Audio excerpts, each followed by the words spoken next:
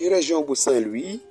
commune bu Diama mi ngi nekkee ci département de Dagana dans la vallée du fleuve Sénégal mu dalal nag li nga xamante ni moom moo di première édition bu foire internationale agricole du Nord Agripro teew ci daje bu yaatu boobu nga xamante ni ay professionnels de l'agriculture ñoom ñoo fay daje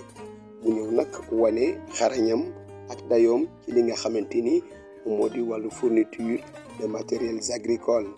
ñu xam ko bu baax sax mu nekk des matériaux de dernière génération moom mi nga xamante ni nag moom moo di fournisseur officiel bu marque bi nga xamante ni moom moo di Valtra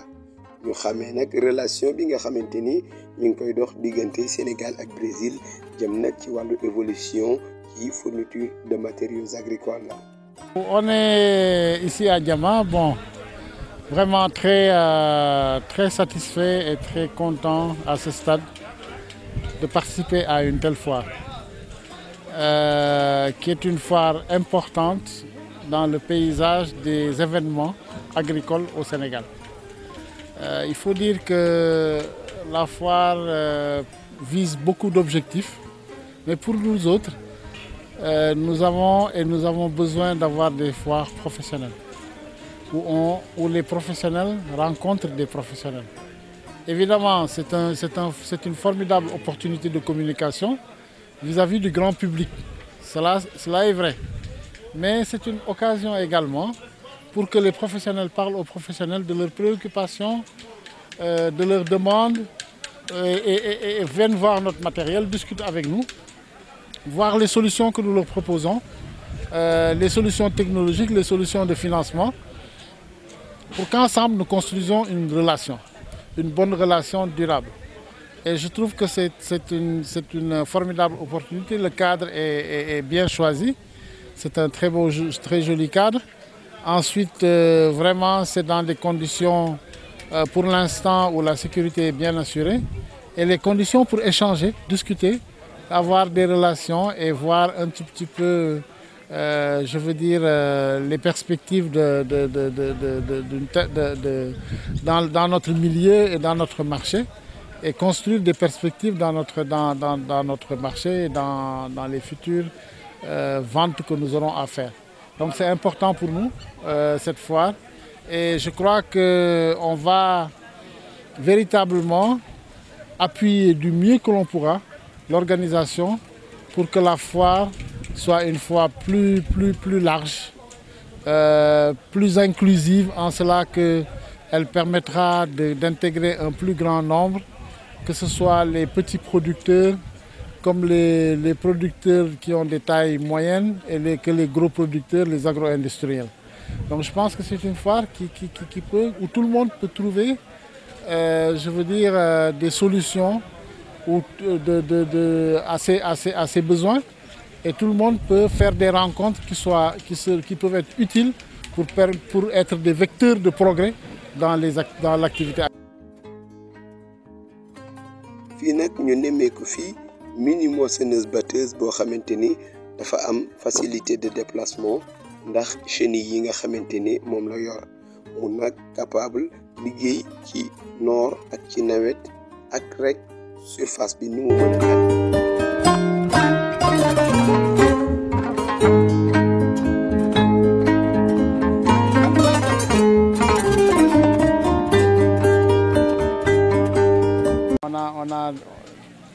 On a amené les derniers matériels tels que la petite moissonneuse à chenille, qui est une moissonneuse qui est assez performante, qui permet de récolter avec des pertes en récolte extrêmement limitées, à moins de 3%, qui permet également d'avoir une qualité de récolte vraiment extrêmement bonne, en cela qu'il y a très peu de débris et d'impuretés. Une machine dont la consommation est très faible. C'est l'une des meilleures consommations du marché, pour ne pas dire la meilleure, parce que bon, tout le monde sait que c'est des moteurs ACO Ciso Power, et ce sont des moteurs qui sont les plus économes sur le marché. Et puis bon, voilà, une machine aujourd'hui qui est introduite au Sénégal et que nous allons améliorer au fur et à mesure pour essayer de voir ce qui peut être adapté aux conditions d'exploitation du Sénégal. Mais c'est l'avantage de cette machine, en dehors de la chenille, qui permet de faire la récolte à tout moment et particulièrement quand les sols sont très humides. Mais il y a la maniabilité de la machine et il y a sa taille qui est adaptée aux petites exploitations. Et ça, c'est fondamental. Et je pense que nous sommes assez satisfaits d'avoir pu introduire cette machine. Et je pense qu'on va amplifier en essayant de voir les possibilités de financement que nous pourrons offrir à nos clients. waaye tamit nemmeeku nañ fi ay tracteurs yoo xamante ni ay machines de dernière génération la am nag lépp loo xamante ni moom moo di commodité yi nga xamante ni moom moo tolloo ak jamono ngir machine yooyu mën a liggéey bu baax ci goxu Waalo yi rawatina nag lépp loo xamante ni mi ngi jëm ci wàllu traction waaye nag lépp loo xamante ni tamit mi ngi jëm ci wàllu offsetage ak yeneen yu ni mel.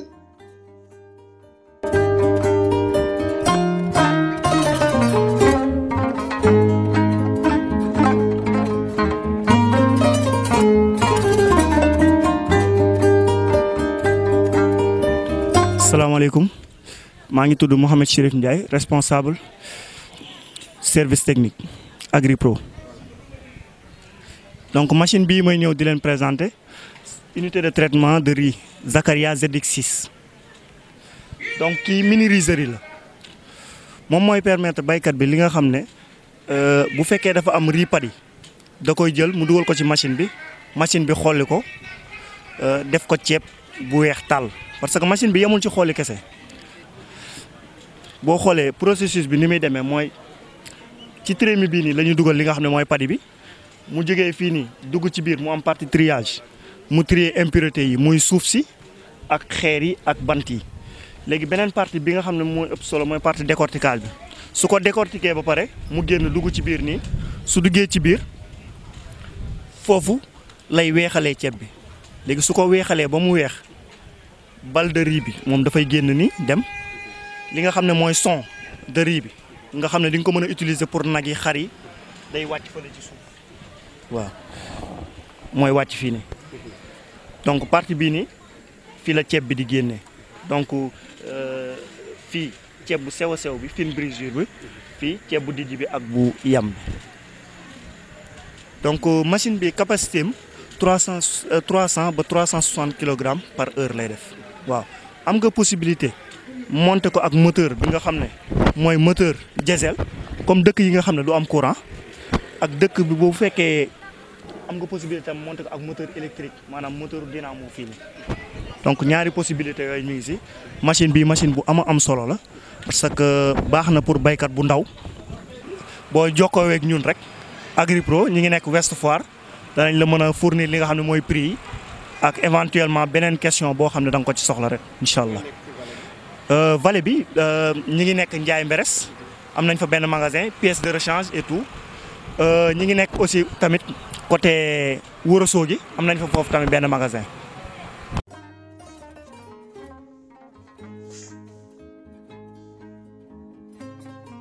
noté nañ fii également li nga xamante ni moom moo di ay offset yoo xamante ni ñoom it ay machine la yu tolloo ak jamono yoo xamante ni sax bu ñu leen xoolee rek dinañu gis yaatuwaay yi mais également capacité de résistance yi ak li nga xamante ni moom moo di suuf yi nekkee ci goxu Waalo yi adaptation bi nga xamante ni am na ko ak moom.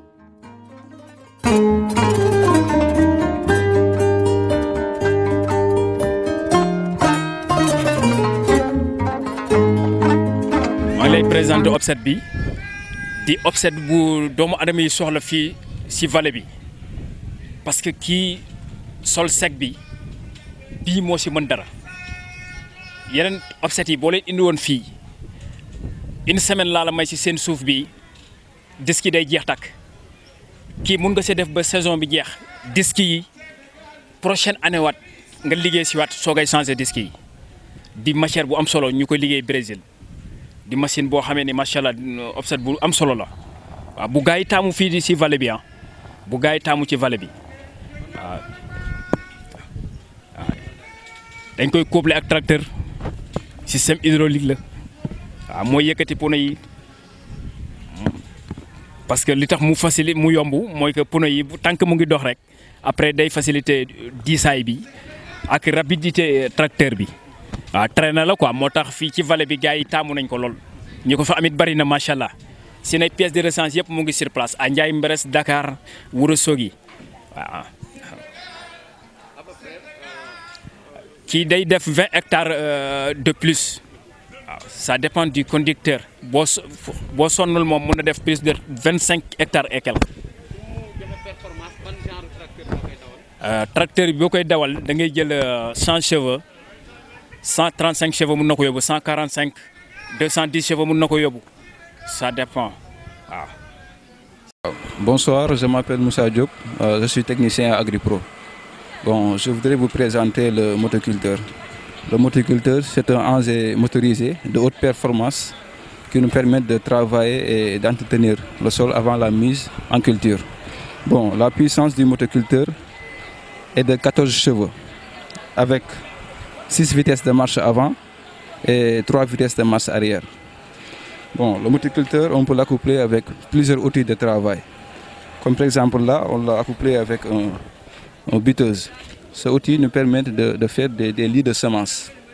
Et là c'est un... Là aussi, ce outil nous permet aussi de faire des bions. Bon, là, ça c'est un remorque. On peut l'utiliser aussi pour transporter des marchandises. Bon, ça dépend de l'outil que vous voulez travailler. Il y a une vingtaine d'outils. Okay. Non, ça dépend. Parce qu'il y a des roues en cage. Si vous voulez travailler dans le terre où il y a de l'eau, vous allez démonter ces roues-là et vous montez les roues en cage. Vous savez.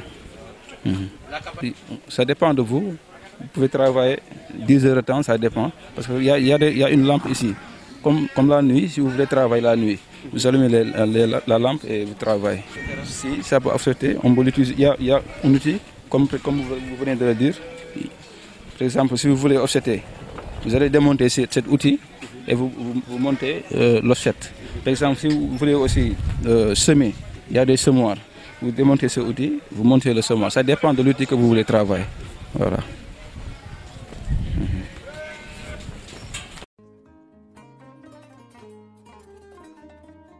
leneen loo xamante ni nemmeeku nañ ko également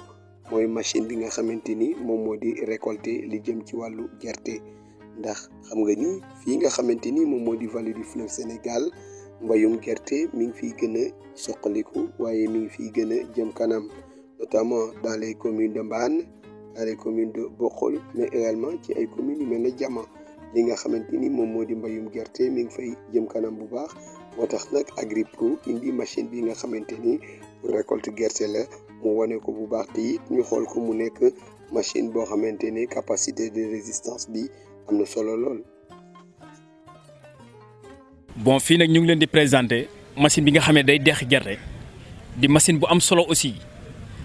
parce que boo xoolee à l'époque dañ doon jël fas yi di ko takk machine yi pour ñu gas gerte gi mais léegi dem nañ ba affaire bi avantage bi yokku ba ñu dem jël machine yi kii di ko coupler ak tracteur bi muy deqi gerte nag di machine boo xamee ne am na solo lool parce que bu fekkee da nga ko coupler ak tracteur bi day dugg ci tool bi di gas gerte gi yëlëb ko suuf si wàcc mu jaarale ko fi ñëw wàcceel la ko fii si ginnaaw yaa ngi dégg di matière bu am solo qualité yi aussi fer bu baax la au Brésil lañ ko liggéeyee di machine bu am kii niveau sol yi niveau sol boo ko yóbbu day liggéey parce que si réglage rek la dépendre parce que niveau sol bu nekk humide kii bi sec bi yëpp après da nga koy def réglage rek mu commencé def liggéey macha allah waaw di machine bu am solo nag ndax nit ñi dañ doon dajale gerte ak loxo mu nekk métti woon lool ci doomu adama yi ñu dem ba affaire bi avancé di avancé ba ñu indi leen machine boo xamee ne au lieu nga sëgg di for gerte gi di yërëb machine bi moo koy gasal boppam yëlëb ko ñëw teg ko fii beneen batteuse d'arachide bi ñëw jël ko bàcc ko kooku am na solo njëriñam macha allah quoi waaw hectares yi mun na def 10 hectares plus waaw plus de 10 hectares ça dépend du conducteur aussi et le niveau sol waaw dañ koy entraîner ak cardan couplé tracteur avec cardan bi mooy fii nag au-delà de 95 chevaux 100 chevaux maa ngi leen di présenter machine bi presse batteleuse bi presse batteleuse bi nag njëriñam mooy que ràbb ay bot ñax mi def ko ay bot 400 à 600 bot par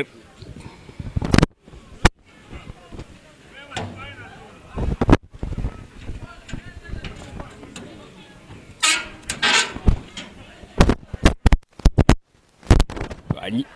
400 à 600 bot par heure moom lay liggéey fil yi nga xamee ni mooy ràbb bot yi moo nekk nii bu ko ràbbee jaarale ko fi génne ko si biti nekk machine bu am solo macha allah liggéeyam daal jéggi na dayoo moo eboon ne la njëriñam bu ñu waxee mbéy rek dinañ wax machine bi presse batteleuse bi. parce que nekk na machine boo xamee ni saa soo récolté kii bi riz bi ba pare ñax moomu paay boobu moom ngay toppaat si koom di ko def ay bot pour jur gi mun see jëfandikoo kon machine bu am solo la boo xamee ni daal njëriñam daal jéggi na dayoo waaw macha allah alhamdulilah quoi macha allah. voilà waaw mun na à 750 mun na ko dawal à 950 mun na ko dawal waaw vraiment macha allah dañ koy couplé avec cardan di machine bu am solo daal macha allah quoi liggéeyam lu gaaw na macha allah quoi vraiment.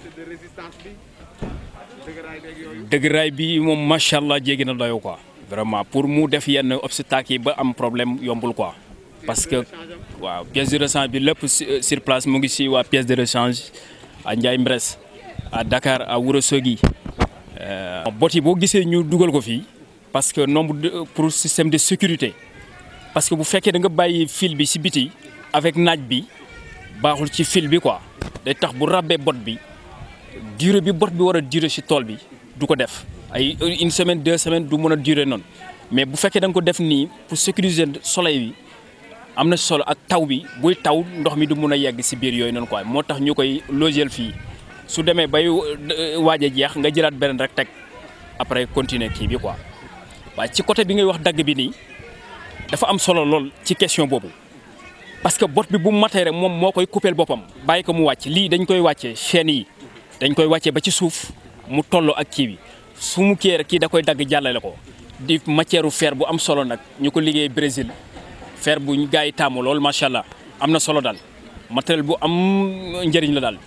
njëriñam daal kenn xamul fu mu kii quoi macha allah. asalaamaaleykum bon man la Babacar Diop responsable technique bu zone nord bu Agripro distributeur officiel bu Valtra bon instant bi machine moissonneuse batteuse laa leen di présenté bu 2800 waaw 65 chevaux la réservoir bi aussi 65 litres la bon instant bi mën na def ba 4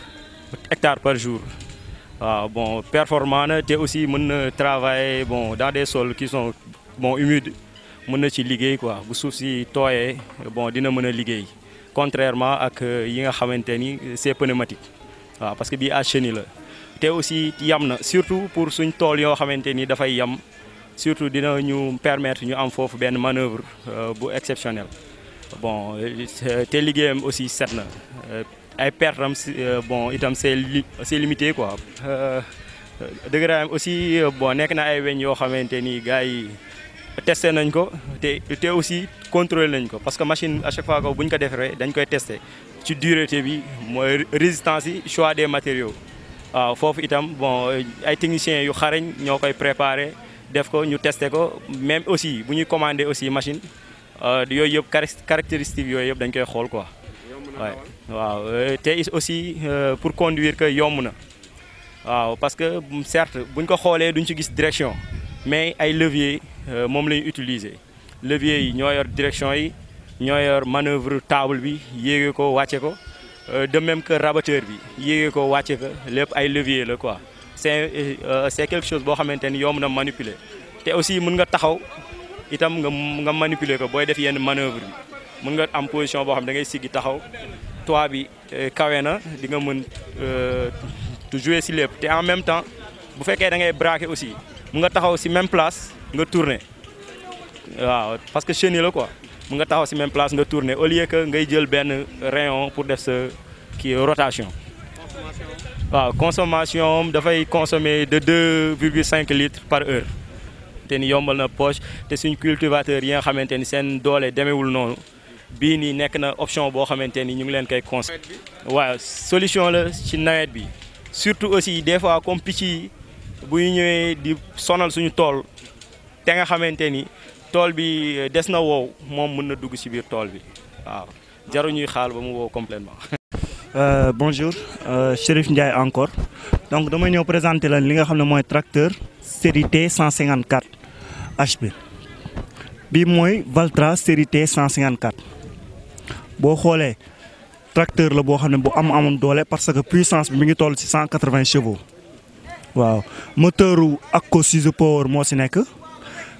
équipé de système Common Ride. Le tracteur la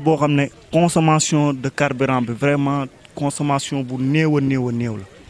waaw te machine la boo xam ne aussi machine bu am doole la mën na ànd ak n'importe quel outil maanaam outil boo xam ne tracteur da koy lonk rek moom mii da koy lonk waaw série bii nii série tracteur Valtra yi ni defaree Finlande la boo xoolee semi automatique la waaw daanaka boo xoolee xale bu ndaw sax boo ko joxee mën na ko déplacer ndax ni mu neexee maanaam manœuvrer daal léegi boo xoolee tam ay système de pneumatique Mitas lañ ci monté moo nekk nii mooy pneu yi ay pneu Mitas ay pneu marque la boo xam ne marque bu baax la daal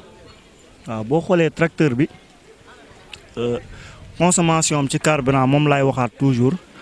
système d'injection Common Ride la donc du jël li nga xam ne gasoil bu bëree waaw confort bi ni nga ko gisee cabine climatisée la waaw boo xoolee yëpp ay verre la da ngay dugg bu la neexee sax sa costume ngay sol toog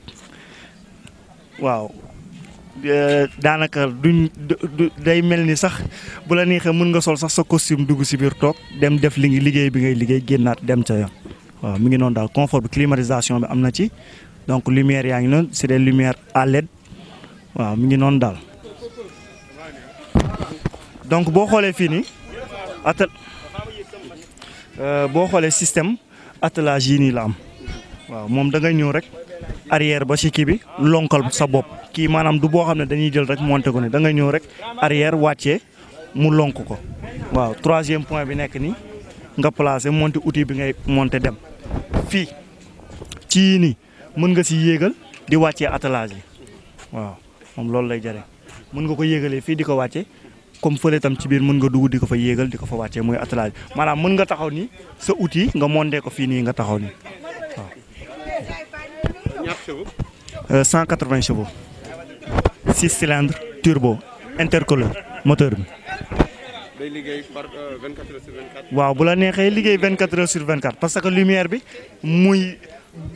guddi bëccëg heure bu la neex mën nga liggéey parce que lumière bi day cadrer fépp muy ci ginnaaw muy ci kanam waaw.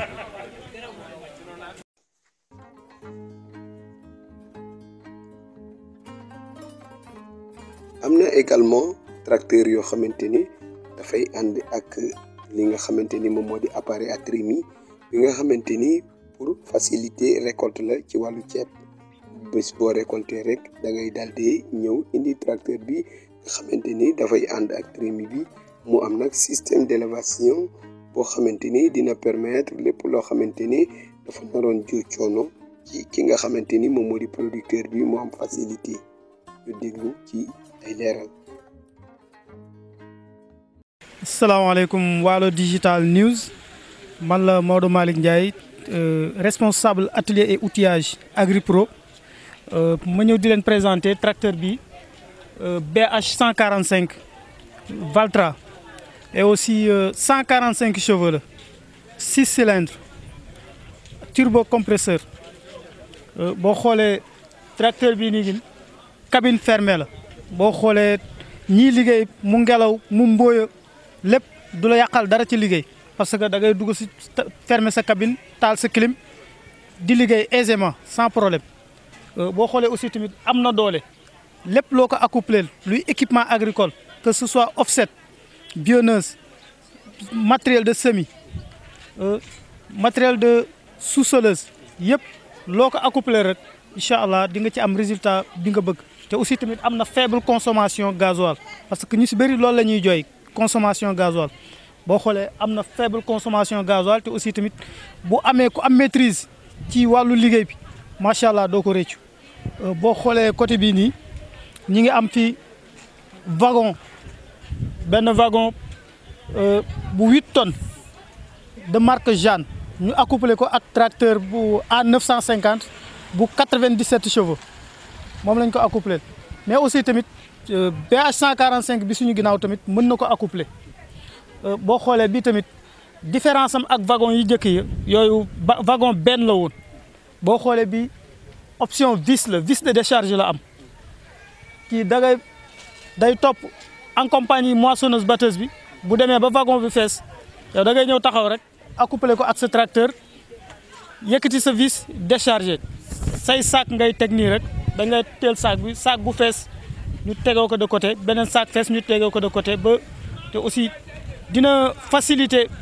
nombre yi nga doon jël ouvrier yi nga doon jël ñii di tibb fii ñii di tibb fee yooyu yëpp épargnel nañ la ko kii ak 2 personnes rek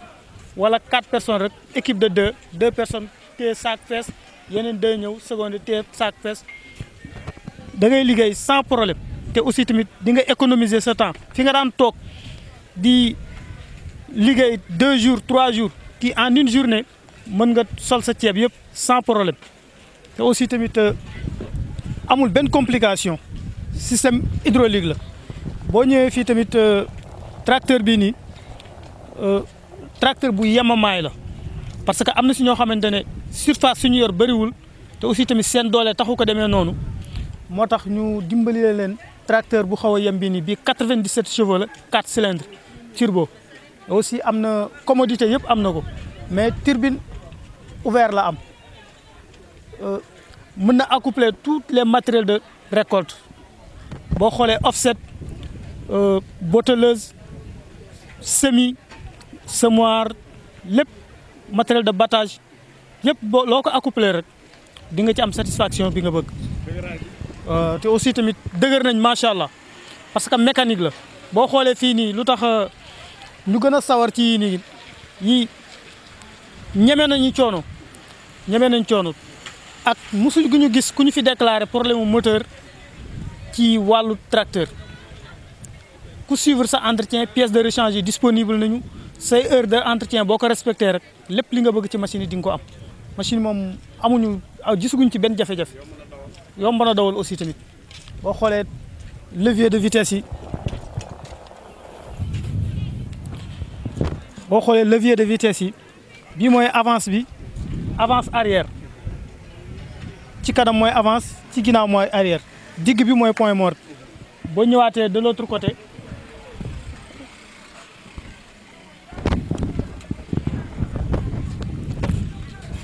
boo ñëwaatee bii mooy levier de vitesse bi bii mooy gamme yi dafa am premier deuxième troisième quatrième avant 4 vitesses avant 4 vitesses arrière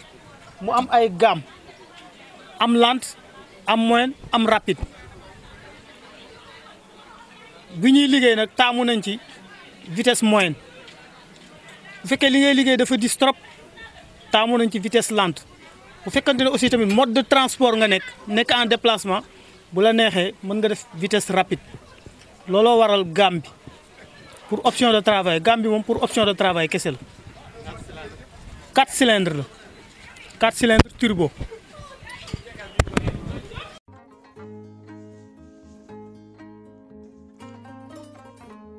ginnaaw matériel boobu yëpp ak li nga xamante ni moom moo di machine yi nga xamante ni Agripro wane na ko ci wàllu présentation loolu yëpp nag dafay am accompagnement boo xamante ni moom moo di service après vente tax nag Agripro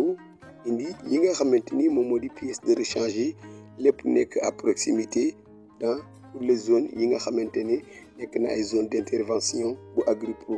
rawatina nag fi nga xamante ni moom moo di dans la vallée du fleuve Sénégal.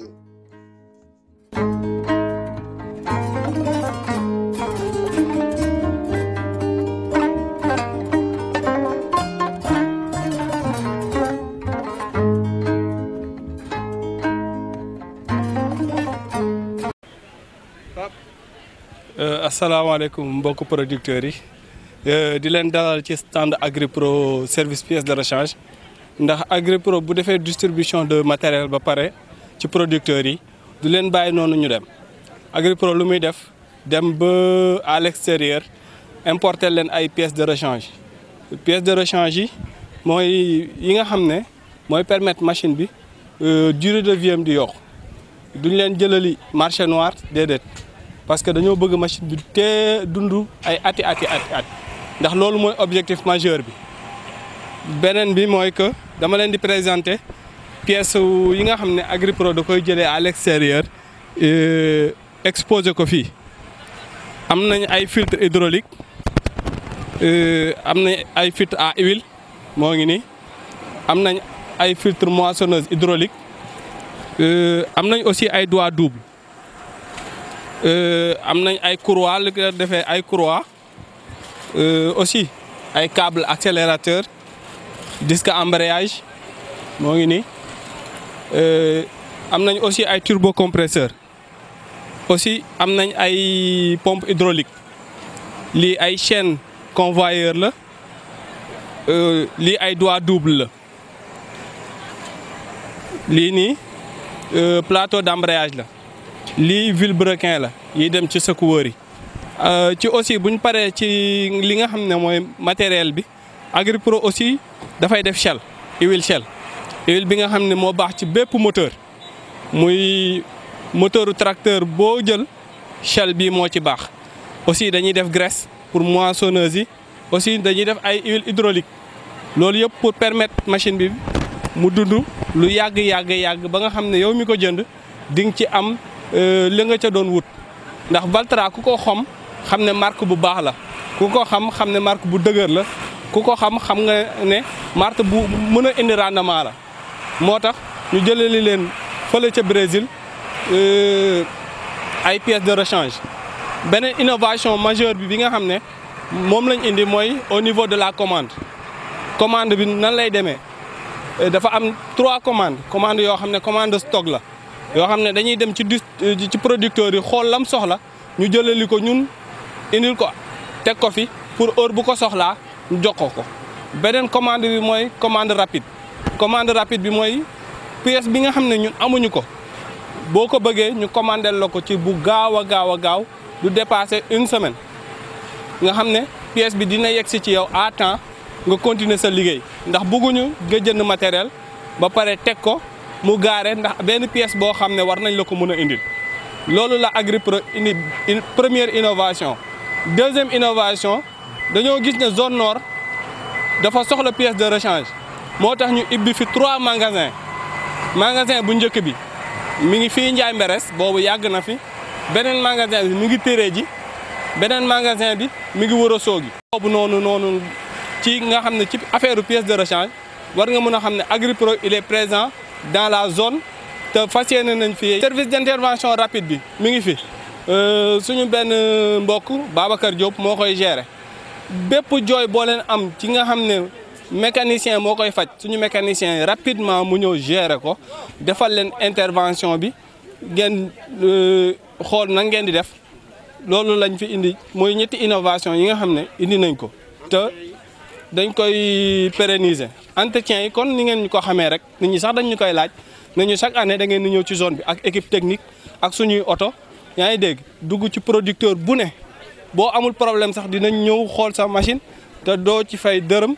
yaa ngi dégg ñu dugg xool pièces yi nga soxla ñu indil la ko loolu AgriPro da koy def comme innovation aussi. ci AgriPro mu nekk distributeur officiel marque bi nga xamante ni moom moo di Valtra ñu gis nag li nga xamante ni wan nañ ñu ko en terme de matériel mais également explication détaillée yi nga xamante ni am na ci wàllu caractéristique technique yu matériaux yooyu ñu gis nag mu nekk ay matériaux de dernière génération yoo xamante ni tey ji adapté na ak fi nga xamante ni moom moo di agriculture bi nga xamante ni ñu ngi koy pratiquer fenn fu ci nekk ci Sénégal rawatina nag fi nga xamante ni moom moo di la vallée du fleuve Sénégal fi nga xamante ni nag exigence bi sax dafa gën a yaatu loolee tax nag AgriPro ñu gis bu baax mu wan ñu nag li nga xamante ni moom moo di ay matériaux adaptés ci wàllu moissonneuse batteuse ci wàllu tracteur ci wàllu décortiqueuse mais également ci wàllu offsetage rawatina nag ci wàllu li nga xamante ni moom moo di presse-paille ak yeneen engins yoo xamante ni dina faciliter liggéey bi lee